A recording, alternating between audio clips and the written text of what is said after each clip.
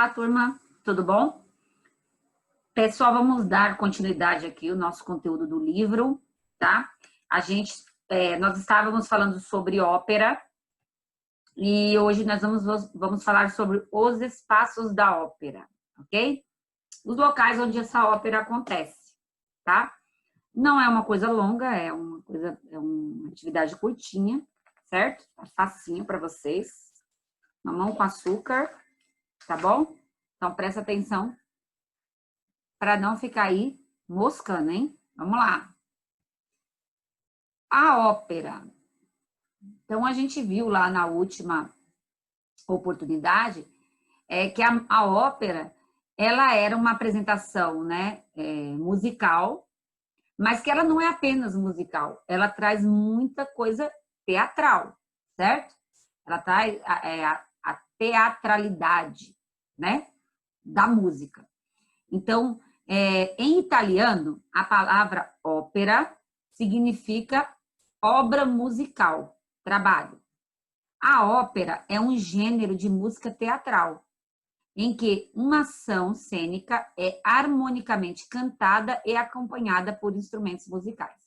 Então, ao mesmo passo em que está fazendo aquela ação cênica, ao mesmo passo em que está se encenando alguma coisa, a gente vai ter o acompanhamento da música e dos instrumentos musicais. Então, os instrumentos musicais, eles trabalham junto, tá bom? Com a ópera. Pessoal, geralmente, o próprio artista, o próprio ator, ele também é um cantor, tá? Ele mesmo é o cantor. Eles mesmos são os cantores ali da obra, tá? As apresentações são geralmente feitas em teatros de óperas, né? Em teatros especialmente para ópera. Por quê?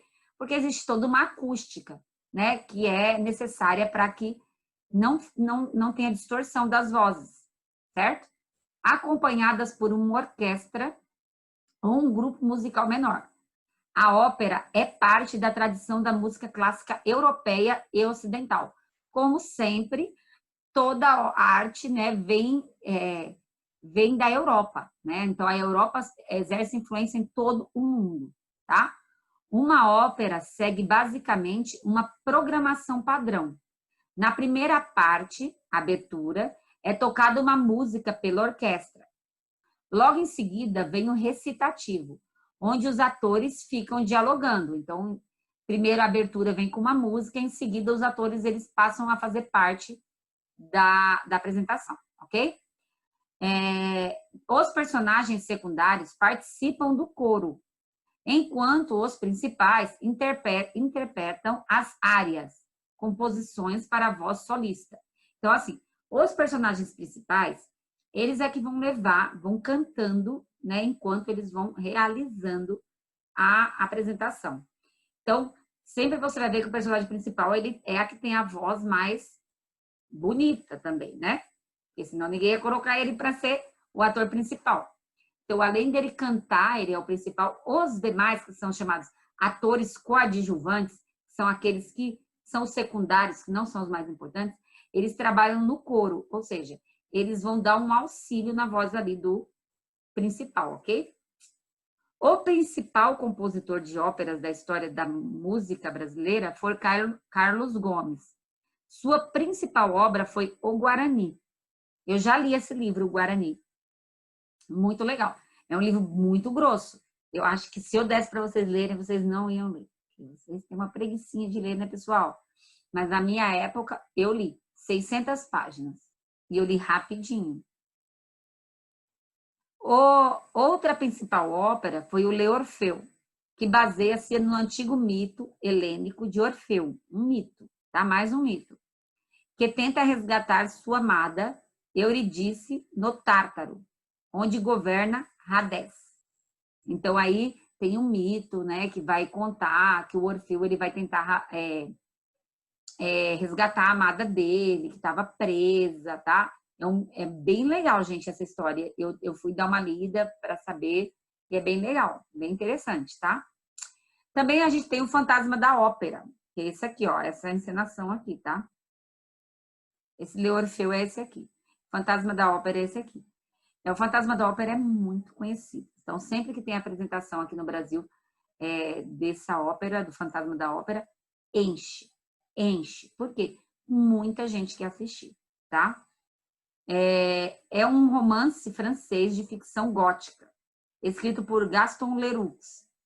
Foi publicado pela primeira vez como uma serialização de Les Gallows, de 23 de setembro de 1909 a 8 de janeiro de 1910, em forma de volume, em abril de 1910, por Pierre Lafitte. A novela é parcialmente inspirada em fatos históricos da Ópera de Paris, durante o século XIX, em um conto apócrifo relativo à utilização de um esqueleto de um músico famoso.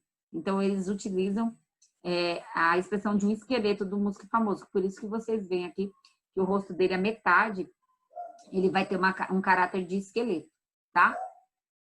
Procurem.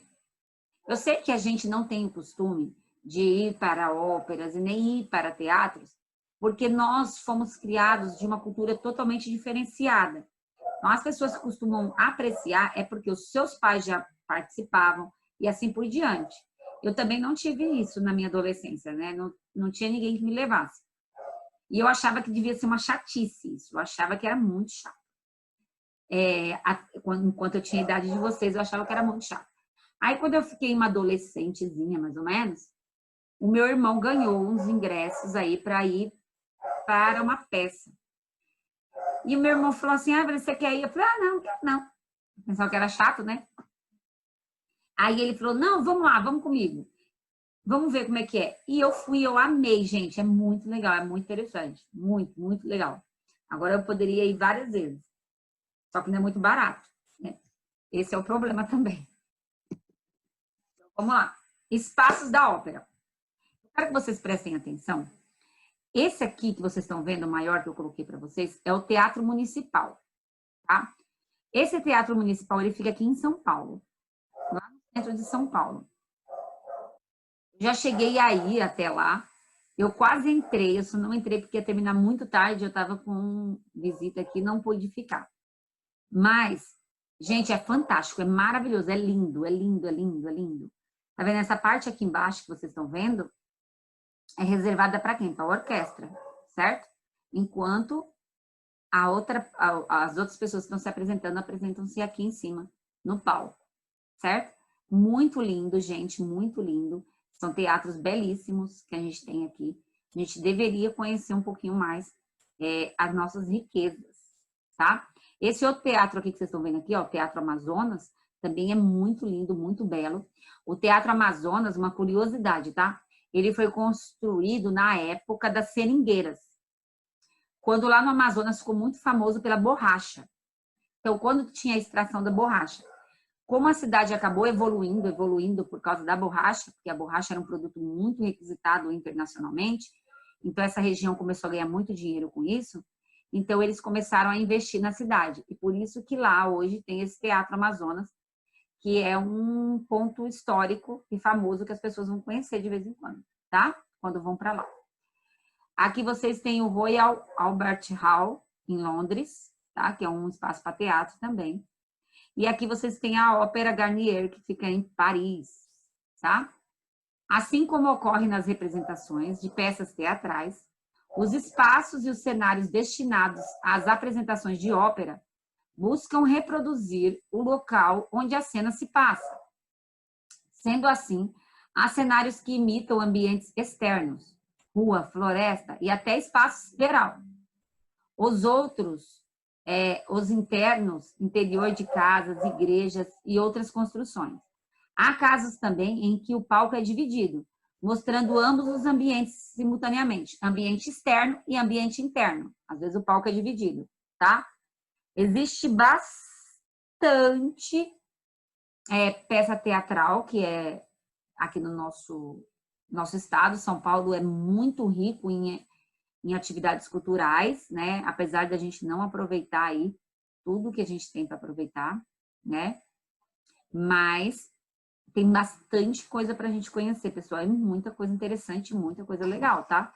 Vocês têm que se destinar a conhecer para poder sair aí e ter interesse, porque se vocês não tiverem interesse, vocês realmente nunca vão conhecer, tá? As óperas contam histórias envolvendo, geralmente, vários personagens, há cenas com coros.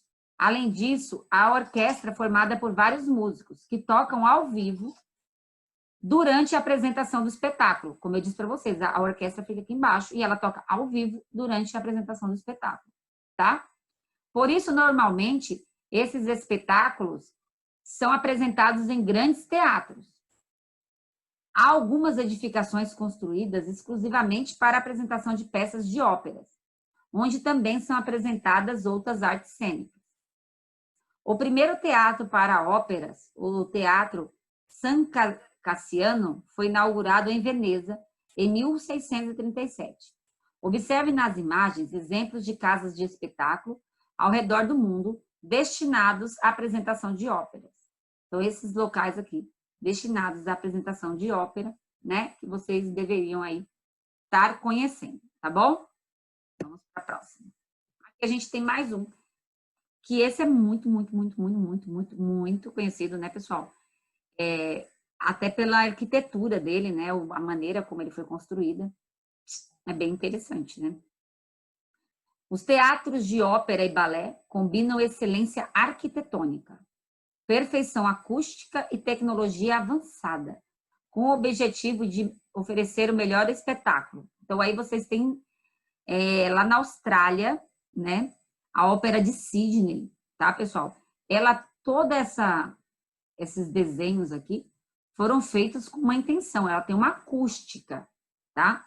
Uma acústica para que o som seja emitido com maior perfeição, tá? Então, o arquiteto, ele pensou nisso na hora de fazer, tá? Aqui também são apresentados espetáculos de balé também, tá? Aqui embaixo eu coloquei uma foto para vocês aqui, de uma apresentação nesse local, tá? A encenação de uma ópera exige grandes investimentos em cenários e figurinos. Afinal de contas, como a gente viu, eles têm que fazer o cenário. Se é um cenário interno, se é um cenário externo, certo? O figurino, qual é a roupa que cada pessoa vão vestir, como vão se vestir, tá? É indispensável também a infraestrutura para o teste da orquestra e do coro e para adequada disposição de luzes e decoração. Então, as luzes como vão ficar, para onde vão virar, né? A orquestra tem que ensaiar no local que vai fazer, para ver como é que vai ficar a acústica, se vai ficar boa, se não vai ficar, tá? A sala do Liceu de Barcelona tem a forma italiana clássica de ferradura, com largura de 27 metros e comprimento de 33. O público se distribui em plateias e camarotes em 5 níveis. Foi inaugurado em 1847 e sua execução esteve a cargo do arquiteto Miguel Garriga e Roca. Em 1994, um incêndio acidental destruiu grande parte do teatro. As rápidas obras de reconstrução permitiram que fosse reaberto de maneira grandiosa em 1999. A reconstrução do teatro foi feita ao estilo original, apesar da oportunidade ter sido apresentada para incorporar recursos de alta tecnologia à infraestrutura. Então, na época, né, pessoal, eles apresentaram uma composição, um novo projeto para melhorar a acústica, mas eles quiseram manter do jeito que era antes, certo? No material de apoio, você vai ver um esquema gráfico que mostra cada uma das partes que entregam a estrutura do Gran Teatro do Liceu. Então, aqui, ó, no livro de vocês, tá? Vocês vão conseguir ver toda a estrutura do Gran Teatro, tá bom? De Liceu. Aqui tem as numerações, tá? E vocês vão conseguir acompanhar aqui como era o teatro, né? Como é que ele formava. Na frente aqui, ó, vocês têm os números, tá? E na página de trás, vocês têm aqui o que se refere a cada ambiente, qual o número de cada ambiente, o que é cada um dos ambientes, certo? Vamos lá. Agora que você já observou as partes que compõem um teatro próprio para a ópera, crie um palco ou um cenário de ópera em miniatura. Para confeccioná-lo, pesquise imagens sobre o tema e elabore um esboço, utilizando o espaço abaixo.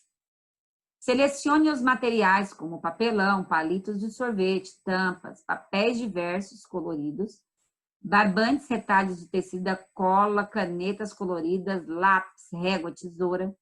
Crie a maquete observando as imagens dos cenários em miniatura, que já trabalhamos com base em uma caixa de papelão.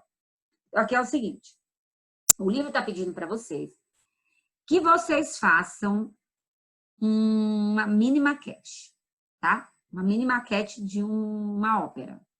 Então, vocês teriam que fazer o palco, teriam que fazer o lugar onde fica uma plateia e etc.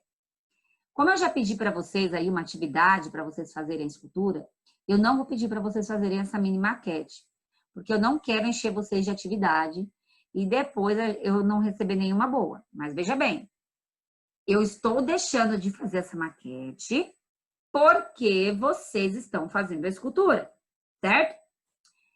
Porém, contudo, entretanto, se algum aluno deixar de me entregar a escultura, e quando a gente retornar à aula, vai ter que fazer a escultura e a maquete. Vai ter que fazer os dois, tá bom? Porque teve muito tempo aí, ficou com preguiça, então aí vai ter que fazer tudo. Então, a melhor coisa que vocês fazem, faz a esculturinha de vocês e já manda, já fica livre, tá? A tia Vanessa deu prazo até o dia 15, mas isso não quer dizer que é para vocês fazerem dia 15, tá? Quanto antes vocês fizerem, melhor. Então, tia Vanessa, o que a gente vai fazer aqui? Já que a gente não precisa fazer maquete. Vocês vão desenhar. Nesse espaço aqui, vocês vão desenhar um teatro. É muito simples. Para isso, vocês vão pegar imagens de um teatro e vão conseguir reproduzir para mim aqui esse teatro. Tá certo? Olha que eu facilitei a vida de vocês. Mas vocês não podem ser preguiçosos. Combinado, pessoal? Então, tá bom. Vou ficar por aqui. Um beijo. Estou esperando, hein, pessoal?